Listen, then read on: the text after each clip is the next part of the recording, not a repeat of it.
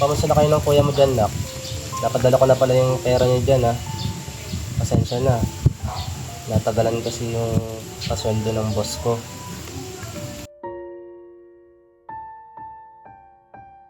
Okay lang, Tay. Kahit papaano lumalakas na rin si Kuya kumain. Bibili na nga rin ako ng gamot ni Kuya.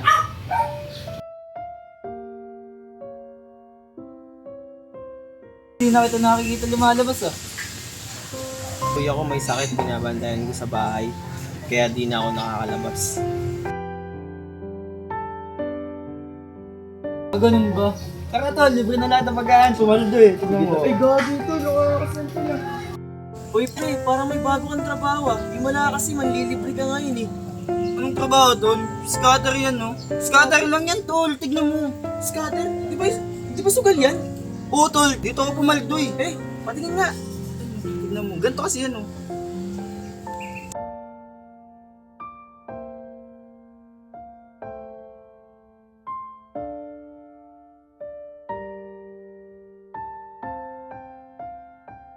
Sige, isa pa.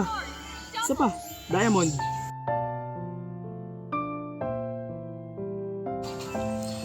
Scatter. Yun!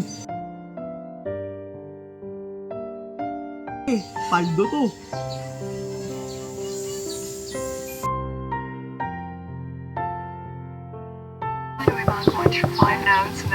Sana manalo ako.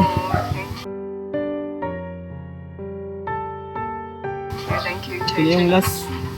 Nangutang pa ako sa kaibigan ko para dito. Ito pre ah. Sige pre, salamat pre. Sige pre, asahan ang babayaran mo. Matik yan, pre. Sana malusot ko tong problema to. Isa pa.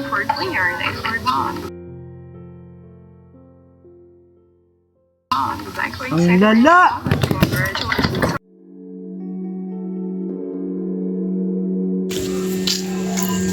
Sam!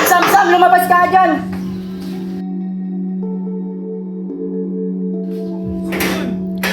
Bakit ka ba sumisigaw?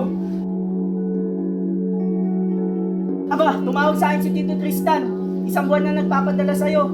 Tapos nangungutang ka pa sa akin. Asan yung pinadala sa'yo ha?